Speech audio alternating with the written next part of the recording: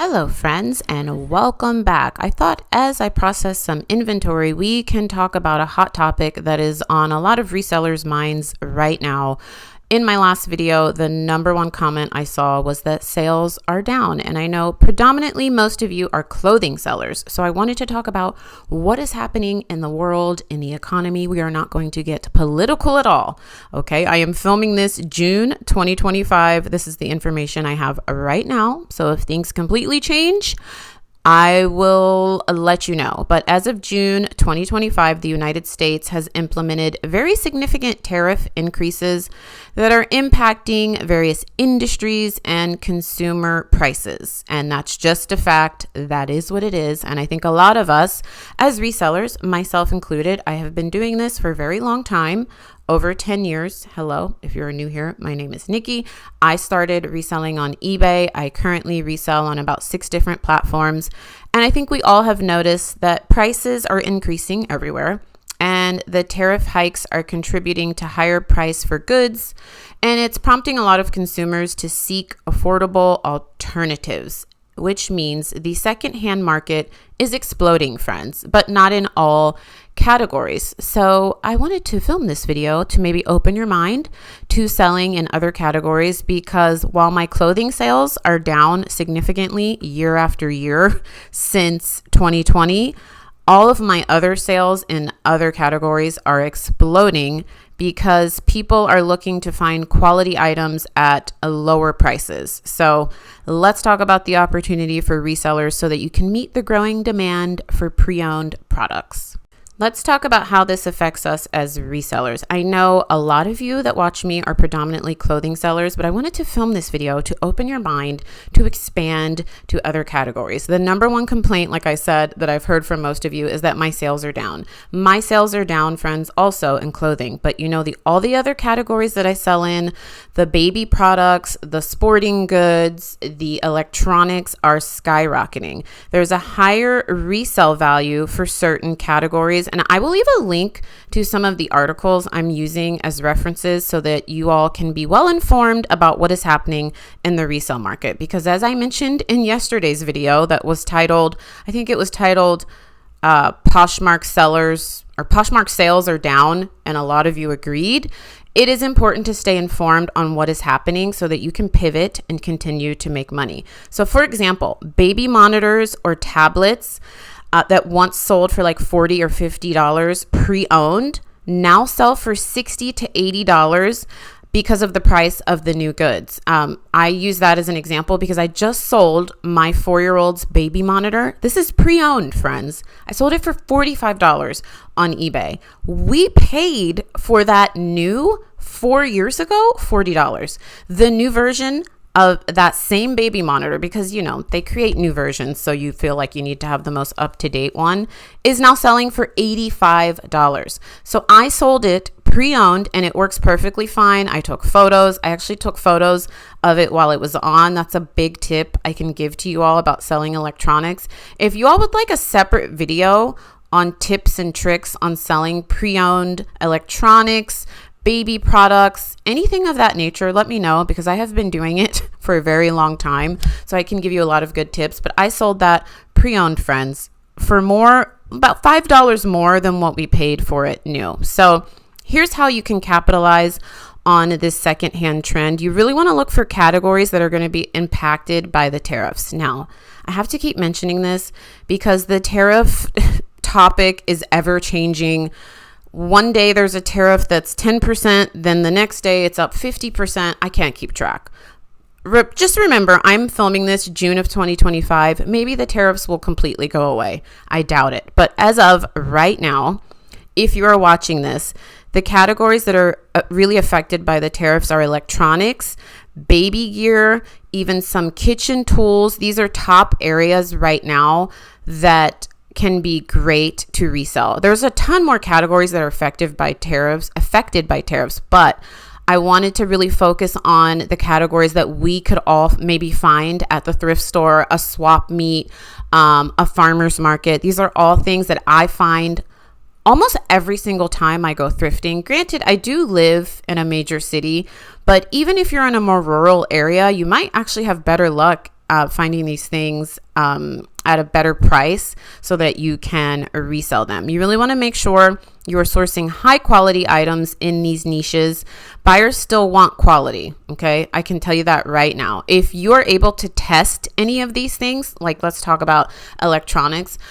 A lot of people will sell cameras pre-owned on eBay and just say not tested. I cannot tell you how much more money you can make if you're able to test the product, if you're able to upload a photo or video of the product on and working. You can sometimes sell that product for double what the people are listing it for that are saying they haven't tested it, they don't know if it works or not. Yes, it is more work on the back end, but once you learn how to test these things, and there's videos, tutorials online for almost every model of every electronic. That's why I love YouTube, so that you can learn how to test these things. I literally just sold a VCR on Facebook Marketplace for $89. I have not used a VCR. I don't think I've ever used it. I've never used a VCR, if I'm being honest. My parents had them. I've never personally used one, but you know what? I found a tutorial on YouTube about how to use this specific VCR and test it. I have a really old TV from my mom. I plugged it in. I took photos and video of it working. I paid $10 for that VCR, and the buyer met me locally to pick it up. I don't do a ton of local pickup sales, but when the profit margin is that good, I will do it. So really important. You still need to focus on quality, especially if you're like newer to these niches. They still want quality products, okay? And you can sell it for much more if you are able to test the product and show that it works. And then, of course, communicate the value. You know, in your listings, highlight that your secondhand items, they offer the same functionality, but just at a better price. This really resonates in times like these. Keep in mind, too, just like many of us are concerned about inflation, so are a lot of our buyers. They want to feel good about shopping secondhand. You know, it's more sustainable and it's easier on their wallets. I will say one of you brought up a really good comment that I thought was something to mention in this video. If I can find the comment, I'll put it on the screen. But the person basically said, you know, the people that are, you know, what did she say? Basically, the people that are not wealthy are really being very strategic with their money, because there's just a lot going on politically. There's a lot going on with our economy. And so they're not just throwing away money, buying a bunch of useless things. They're being very careful with their money, which is great. But the wealthy are getting wealthier, and they're still buying whatever the heck they want. And that is a market that you could also tap into if you have the cash to do so. That is something that I have been I've actually been growing that part of my reselling business of focusing on higher end items to be able to serve that clientele that's not struggling right now. There are a lot of people that are, to them, struggling, I'm doing air quotes, is having to buy a pre-owned Gucci bag instead of a new Gucci bag. Like not that that's struggling, but you know what I mean? Like they're not the people that are probably looking for a Talbot's top on eBay. They're looking to maybe buy, instead of paying $6,000 for a handbag, they'll go on the RealReal or ThredUp and pay $1,000. So I'm also trying to tap into that market. I've talked a lot about it in videos, and I will tell you that I have seen a huge uptick in my higher price sales. So especially in the clothing and accessories categories, my like everyday bread and butter stuff, it's just not moving as fast as it used to pre-2020. I'm still getting the sales, but I'm not getting as much as I used to.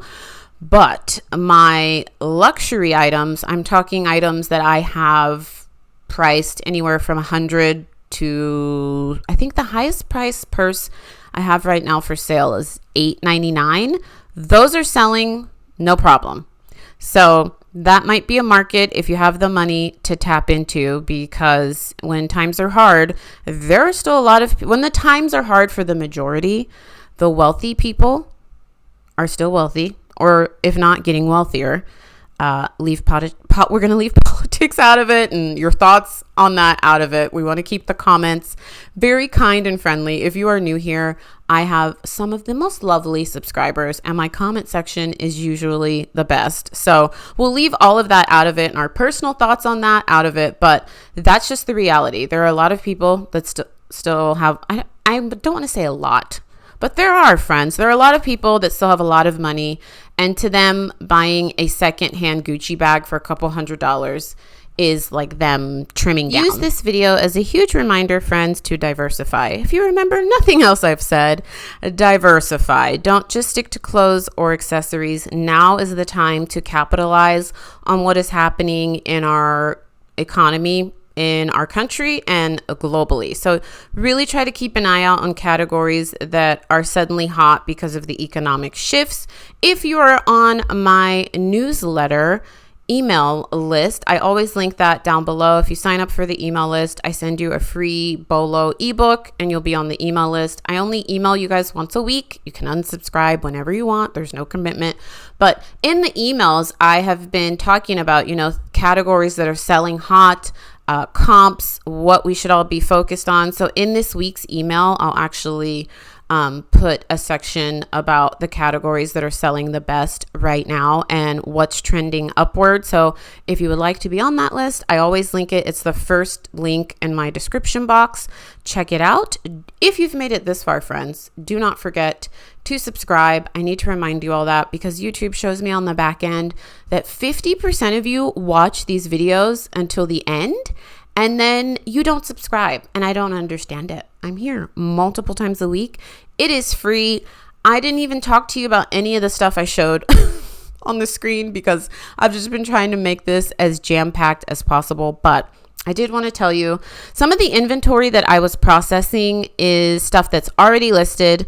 A couple of those pieces I photographed and I just wanted to make sure that they were ready to be listed. And then a couple of those pieces were unlisted. If you are new here, I do inventory 2 times a year. I try to do it at the beginning of summer. So like right now I'm doing it when sales are slower.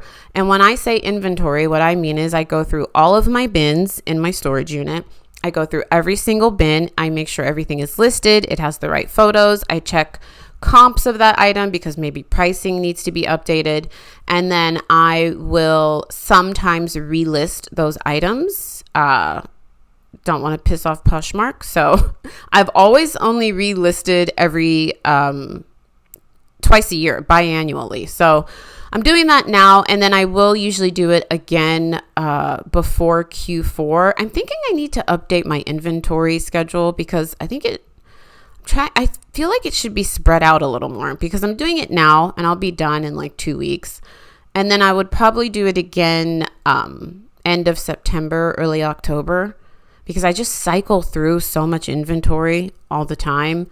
But I feel like I should spread it out a little more. But I cannot do this during Q4. That's the busiest season for many of us. So I don't know. I'll figure that out. But there were a couple pieces in there that I decided to keep for myself. But I was going to talk to you about them. But I didn't realize I was going to talk so much about all these different niches. So...